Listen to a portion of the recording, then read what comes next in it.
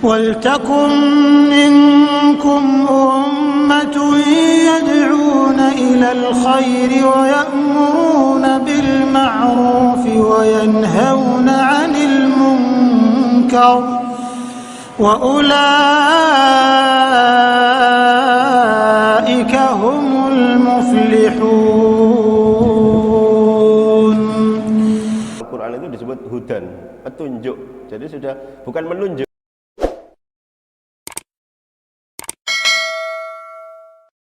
Dermawanan, nah, lebih tinggi yang mana? Yang kedermawanan itu kan ya. Mbak kamu cantik, Mbak kamu kecantikan, begitu.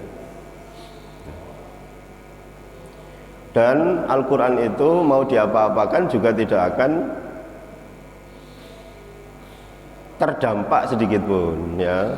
Al-Quran itu mau dihina-hina, mau ditinggal-tinggal, mau nggak dibaca, mau nggak dikaji, mau dipalsu-palsu, mau ditambah-tambah, mau dikurang-kurang, mau dimarah-marah dan seterusnya, itu Al-Quran tidak akan bergeser dari kemuliaannya sedikit pun, begitu. Dan pihak-pihak yang kurang menghormati Al-Quran itu, saya pikir sampai hari kiamat nanti akan terus ada, karena memang ya itu kan hudal lil mutakin, banyak juga orang yang belum mutakin gitu. Dalam kesempatan pagi hari ini alangkah baiknya kita mengetahui tentang betapa dahsyatnya Al-Quran ya. Para ulama tafsir itu menyebutnya kemukjizatan Al-Quran. Mengapa Al-Quran itu kok mukjizat? Ada apa? Tapi walaupun sudah mukjizat begitu, masih tetap saja ada orang yang tidak mendapat petunjuk dari Al-Quran ya. Mudah-mudahan kita termasuk orang yang selalu dekat dengan Al-Quran gitu. Membacanya saja sudah bisa membuat hidup tenang. Mungkin sifat kita yang jelek juga dikikis sedikit-sedikit kalau kita sering baca Al-Quran ya. Maka dulu ketika kita masih belajar sama para ustadz itu, kalau bisa dirutinkan sehari 2 juz gitu katanya. Jadi nanti sebulan bisa khatam 2 kali. Dulu di kampus saya itu ada yang setiap hari itu, kan beliau hafid itu 5 juz murojaahnya itu 5 juz itu. Beliau sudah wafat. Jadi katanya beliau ini selama kuliah di Jakarta itu wujudnya Monas itu nggak tahu, sampai ke Istiqlal nggak pernah karena takut katanya. Di Jakarta itu kan banyak orang yang kakinya nggak ditutup, rambutnya nggak ditutup, saking takutnya hafalannya hilang tuh sampai jarang-jarang keluar begitu. Jadi kalau berangkat ke kampus itu masih gelap-gelap gitu. Ketika para mbak-mbak karyawati yang cantik-cantik kakinya nggak ditutup itu belum keluar kandangnya. Dan kalau pulang itu pas sepi. Jadi keluar dari kampus itu kan sekitar habis duhur. Itu belum ada manusia yang pulang kerja, langsung naik bus. Itu ya. Jadi beliau itu 5 juz sehari hafalan. Kalau misalnya sakit tidak bisa 5 juz itu dikejar besok-besoknya. Yang utang itu kemudian di murojaah 1 hari jadi 10 juz, 15 juz gitu. Dia Bulughul Maram hafal, Bulughul Maram. Terus sedang siap-siap menghafalkan Subulus Salam. Jadi banyak orang-orang penuntut ilmu itu mulia-mulia begitu Pak. Dan cara memangku Al-Quran itu Masya Allah.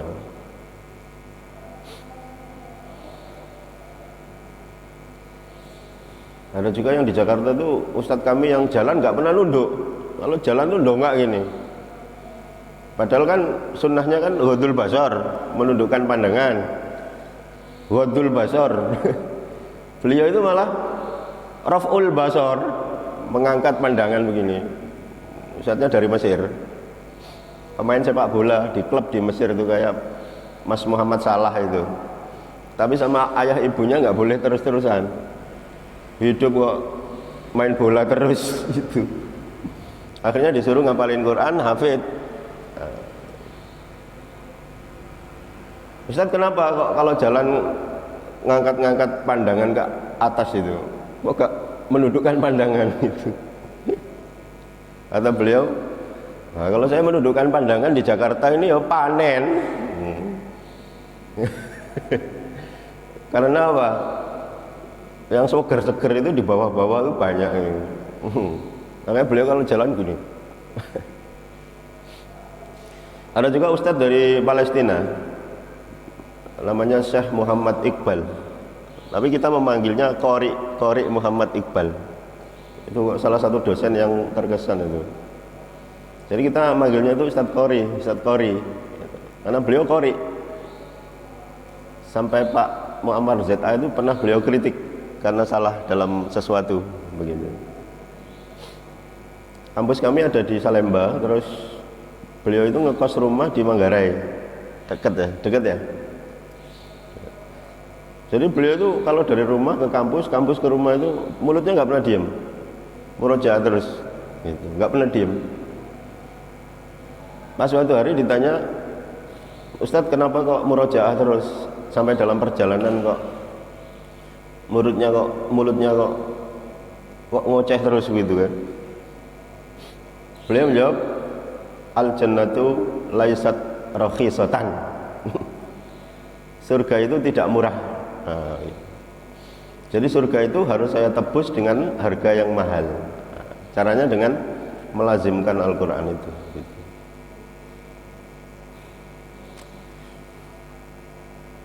Jamaah yang dimuliakan Allah, Al-Quran itu karena memang dari Allah, bukan bikinan siapapun, bukan bikinan Jibril, bukan bikinan Nabi Muhammad. Ya pasti tidak ada siapapun yang bisa menandingi Al-Quran. Dulu tuh ada seorang nabi palsu, namanya siapa? Musailamah Al-Kadzdzab itu ya. Mau mencoba meniru-niru, maka Musailamah itu punya Quran khusus, namanya Mushaf Musailamah kalau nggak salah itu ya. Mushaf Musailamah. Tapi isinya itu kayak pelajaran TK, nggak bisa disamakan dengan Al-Quran. Monggo dicarilah, ada Mushaf Musailamah gitu. Salah satu yang terkenal itu yaitu Al-filu malfil, gajah, apa itu gajah? Wa ma adraka malfil, tahukah kamu apa itu gajah? Gitu. Al-fil hayawanun apa ya? Lahu dzanabun wabil, gitu kan? Dia itu hewan yang punya ekor yang berbulu-bulu, begitu.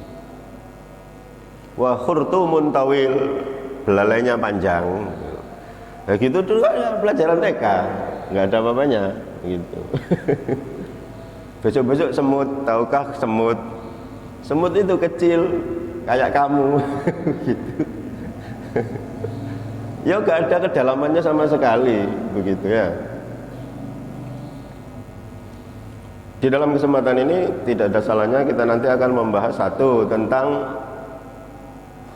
tantangan Allah kepada semua makhluknya untuk coba-coba bikin seperti Al-Quran. Nah, apakah bisa? Sebenarnya kalau orang non-muslim itu mau sedikit cerdas, mereka itu bisa menggagalkan ajaran Quran dengan cara apa? Bikin satu ayat saja yang seperti Quran, maka Al-Quran akan terbukti bohong. Al-Quran kan mengatakan gimana? Kamu tidak akan bisa membuat walaupun sampai satu ayat. Kok tiba-tiba ada orang yang bikin mirip Al-Quran satu ayat, berarti kan Al-Quran bohong. Bisa dipahami ini? Tapi sampai detik ini loh belum ada. Padahal bom atom bisa bikin, teknologi macam-macam bikin. Coba bikin alif lam mim gitu, nah dibikin yang lain, lagak wena. Alif ba ta itu gak enak belas, gak no artinya belas itu. Atau satu huruf qaf, nun gitu ya. Terus dibikin, saya juga bisa bikin dot gitu toh. Ya gak enak, apa maksudnya itu? Makanya kalau kita ngaji Ibnu Katsir, Alif Lam Mim itu ada yang tidak berani menafsirkan. Jadi ulama dari mulai abad 1 sampai 3 angkat tangan, serahkan saja kepada Allah. Jadi Alif Lam Mim, Allahu a'lamu bimuradihi. Allah lah yang maha tahu apa yang dimaksud dengan Alif Lam Mim itu ya. Tapi setelah abad ketiga ke sini, ulama gatel, masa Al-Quran kok nggak ada tafsirnya begitu. Akhirnya ada yang menafsirkan macam-macam. Alif Lam Mim itu ada yang mengatakan singkatan nama Allah, ada yang mengatakan singkatan sifat Allah. Bahkan ada sebuah riwayat hadis lemah itu, orang Yahudi ketika mendengar Alif Lam Mim itu sampai jingkat, Bapak dan Ibu sekalian, kagetnya luar biasa. Jadi ngantuk-ngantuk gini, Rasulullah membaca Alif Lam Mim itu langsung bangun, kaget sekali. Nabi sebelum kamu Muhammad belum pernah mendapatkan wahyu dari Tuhanmu itu semacam ayat begini yang kamu baca itu nggak ada, begitu loh. Ternyata menurut perspektif orang Yahudi, alif itu simbol bagi angka tertentu, lam itu angka tertentu, mim angka tertentu, yang kalau digabungkan itu menunjukkan masa suatu kaum, jangka waktu, umur suatu agama. Bisa dipahami ya? Nah, nanti kalau jenengan mau tahu ya silakan ngaji Ibnu Katsir sama Ustaz Doni. Tapi sayang riwayatnya lemah, jadi boleh percaya boleh tidak.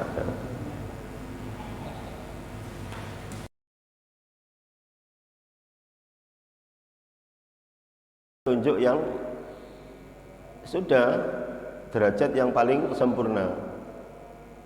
Kata ulama, kamu orang baik, dengan kamu kebaikan, itu lebih tinggi mana?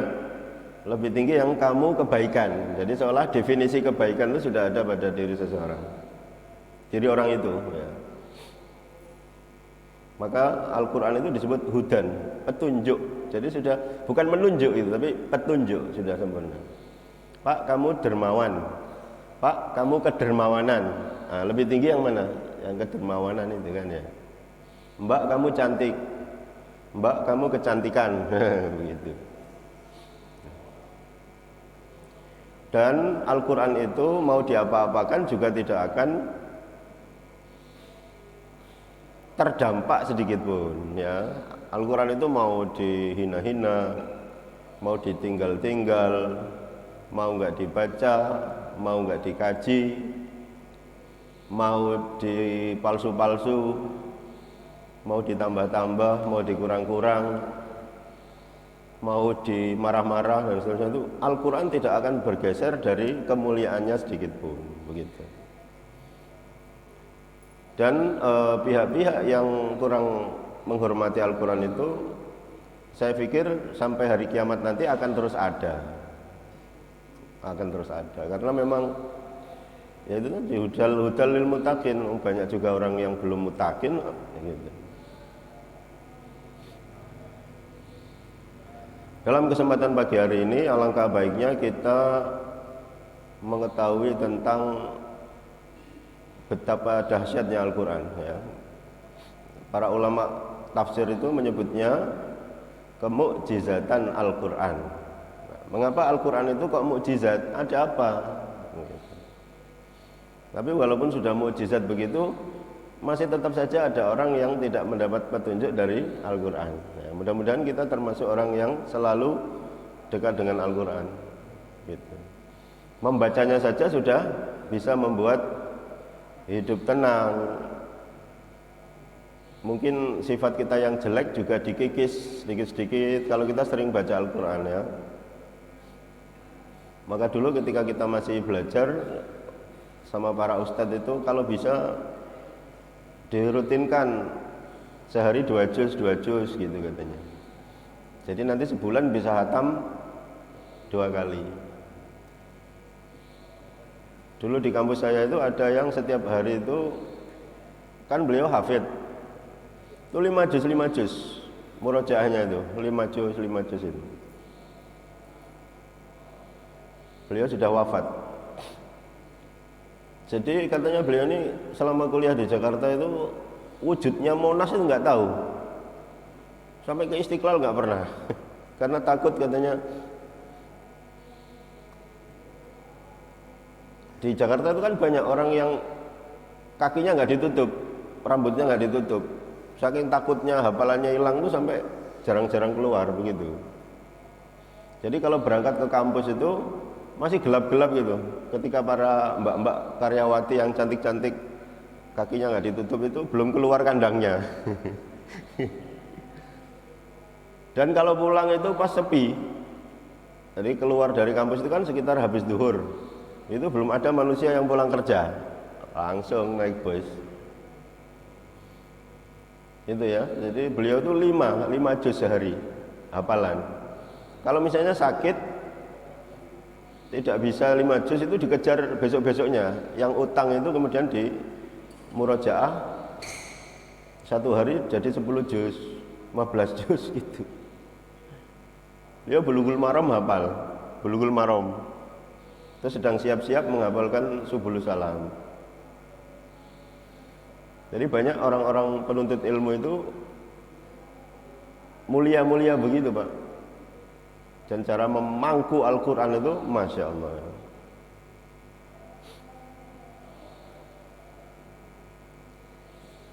Ada juga yang di Jakarta tuh ustadz kami yang jalan nggak pernah nunduk. Kalau jalan tuh dongak gini. Padahal kan sunnahnya kan ghadul basar, menundukkan pandangan. Ghadul basar. Beliau itu malah raf'ul basar, mengangkat pandangan begini. Ustadznya dari Mesir.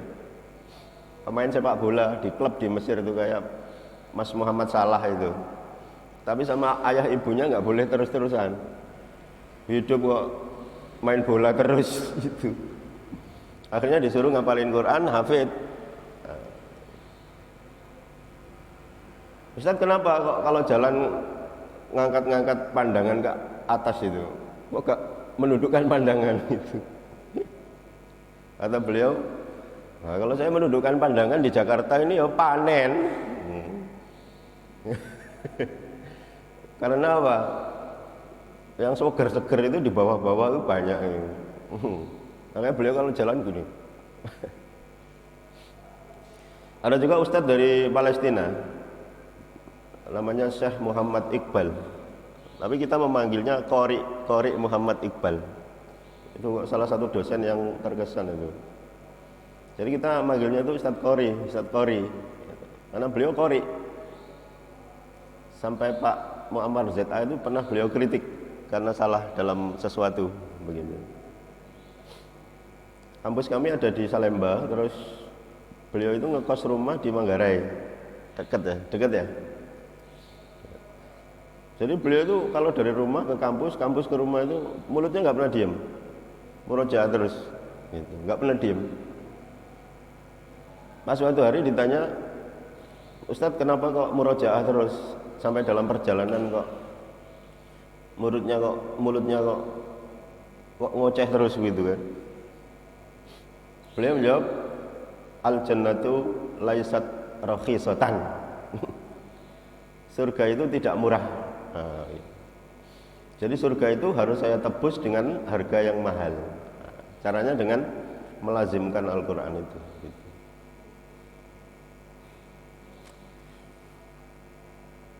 Jamaah yang dimuliakan Allah,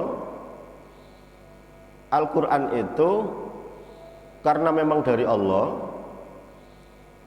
bukan bikinan siapapun, bukan bikinan Jibril, bukan bikinan Nabi Muhammad. Ya pasti tidak ada siapapun yang bisa menandingi Al-Quran. Dulu tuh ada seorang nabi palsu. Namanya siapa? Musailamah. Musailamah Al-Kadzdzab itu ya. Mau mencoba meniru-niru. Maka Musailamah itu punya Quran khusus. Namanya Mushaf Musailamah kalau nggak salah itu ya. Mushaf Musailamah. Tapi isinya itu kayak pelajaran TK. Nggak bisa disamakan dengan Al-Quran. Moga dicarilah ada Mushaf Musailamah gitu. Salah satu yang terkenal itu yaitu Al-filu malfil, gajah, apa itu gajah? Wa ma adraka malfil, tahukah kamu apa itu gajah? Gitu. Al-fil hayawanun apa ya? Lahu danabun wabil, gitu kan? Dia itu hewan yang punya ekor yang berbulu-bulu, begitu. Wa khurtumun tawil, belalainya panjang. Nah gitu dulu ya pelajaran TK, nggak ada apa-apanya gitu. Besok-besok semut, tahukah semut? Semut itu kecil kayak kamu gitu. Ya nggak ada kedalamannya sama sekali begitu ya. Di dalam kesempatan ini tidak ada salahnya kita nanti akan membahas satu tentang tantangan Allah kepada semua makhluknya untuk coba-coba bikin seperti Al-Quran. Nah, apakah bisa? Sebenarnya kalau orang non-muslim itu mau sedikit cerdas, mereka itu bisa menggagalkan ajaran Quran dengan cara apa?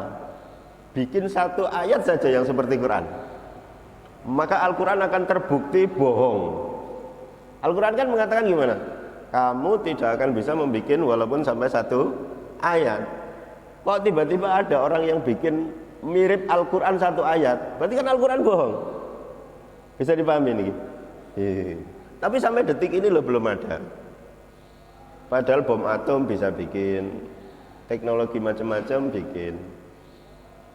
Coba bikin alif lam mim gitu, nah dibikin yang lain. Lah gak enak. Alif ba ta itu gak enak belas, gak artinya belas itu. Atau satu huruf qaf, nun gitu ya.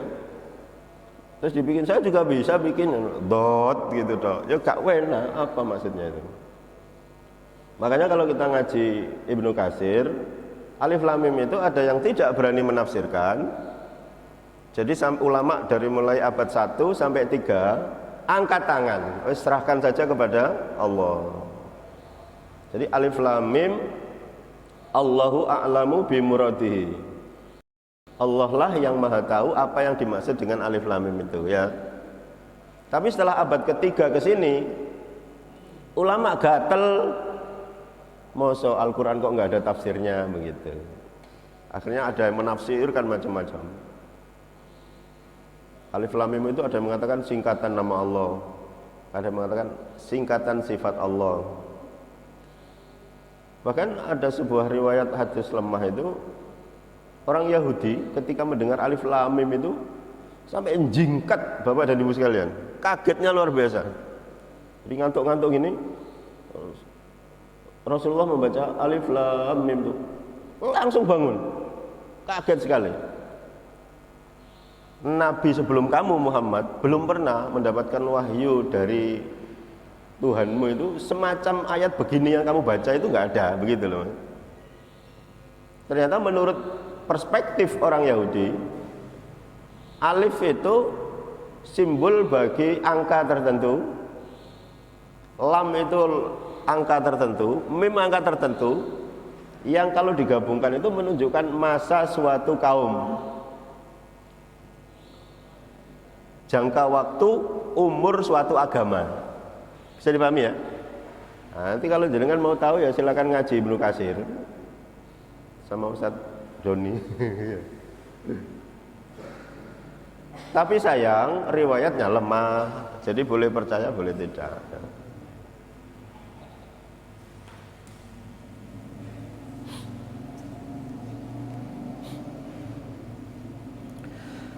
Bapak dan Ibu yang dimuliakan Allah, yang pertama kita nanti akan bicara Al-Quran itu menantang. Ayo kalau masih menuduh macam-macam Al-Quran itu silahkan bikin yang seperti Al-Quran ini. Terus nanti yang kedua kita akan bicara juga poin tentang yang sering dibahas oleh para ulama kita juga, itu letak-letak kemukjizatan Al-Quran itu ada di mana saja, poin-poinnya apa, aspek-aspek kemukjizatan Al-Quran itu ada apa saja ya.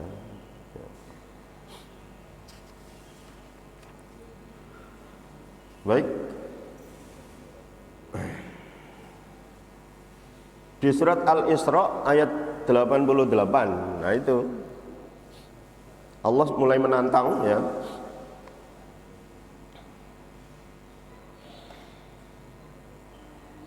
Kalau kamu menuduh Al-Quran itu misalnya kok seperti karya biasa gitu kan.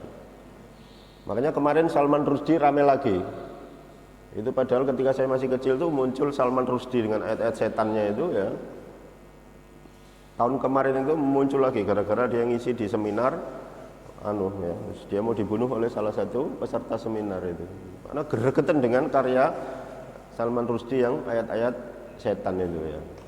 Terus nggak usah dibaca, buku macam begitu itu nggak usah dibaca.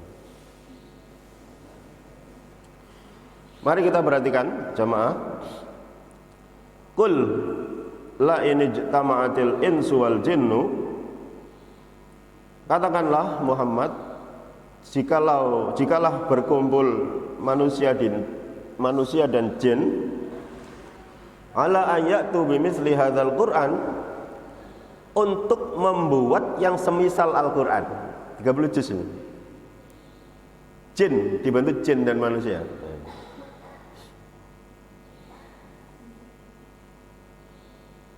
Layatuna bimithlihi, pasti mereka tidak akan bisa membuat yang semisal Al-Quran itu. Walau kana ba'duhum li ba'din dhahira, meskipun masing-masing mereka saling membantu. Jadi manusia dan jin yang pintar-pintar bahasanya, pintar-pintar tata apa itu ya, ya itu ya, tidak akan bisa. Ini surat Al-Isra ini. Seandainya orang Amerika atau orang Eropa tuh dengar ayat ini tuh, harusnya kan bikin tuh yang semisal Al-Quran tuh, supaya ayat ini bohong begitu. Tapi tidak, mana? Nggak ada buktinya. Siapa yang bisa membuat satu mushaf yang, nah kalau mushaf-mushafan ya seperti tadi, mushaf Musailamah itu ada, tapi isinya loh Pak, jauh panggang dari api. Habis. Sampai jin. Ada salah satu ustadz itu nama anaknya Abqori.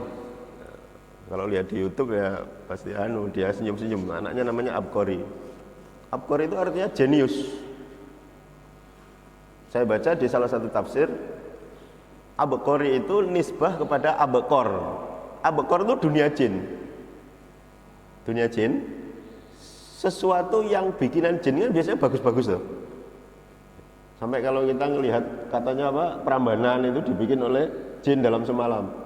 1000 candi jadi gitu loh. Jadi ternyata di dalam bahasa Arab itu Abqor itu dunia jin. Abqori sesuatu yang dinisbatkan kepada jin. Makanya Abqori itu diartikan dalam bahasa Indonesia itu jenius atau super cerdas, karena dinisbatkan kepada dunia jin yang kalau bikin sesuatu pasti bagus itu. Jadi anak cucu jenengan kalau dinamakan Abqori berarti mungkin tafaul, optimisme dari jenengan supaya anaknya itu cerdasnya sampai kayak Pak Habibie. Kalau bikin apa-apa itu bagusnya kayak jin-jin bikin sesuatu begitu. Ya Pak Dokter, nanti cucunya kasih nama Muhammad Abqori supaya jadi dokter yang bagus begitu. Ngalahin dokter-dokter jin gitu. Lah jin yang super jenius itu loh, sampai ditantang oleh Allah. Silakan jin, kamu kumpul sama para jenius manusia, bikin yang seperti Al-Quran. Nggak bakal bisa.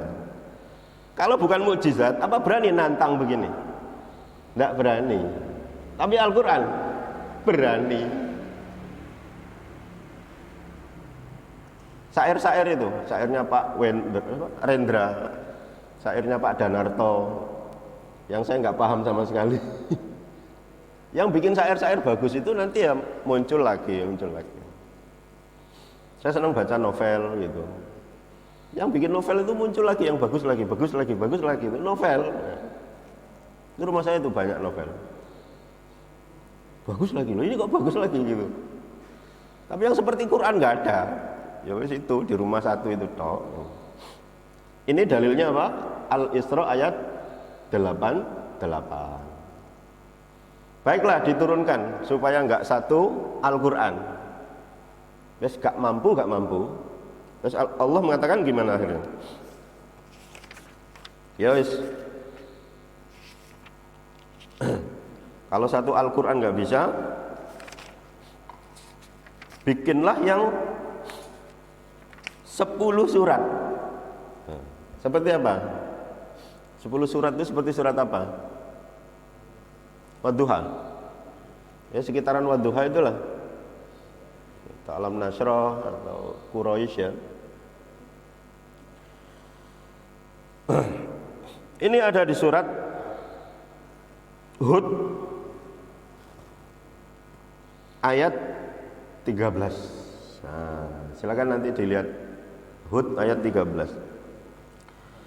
Am yaqulu naftara. Apakah orang-orang kafir itu mengatakan bahwa Nabi Muhammad itu membuat-buat Al-Quran?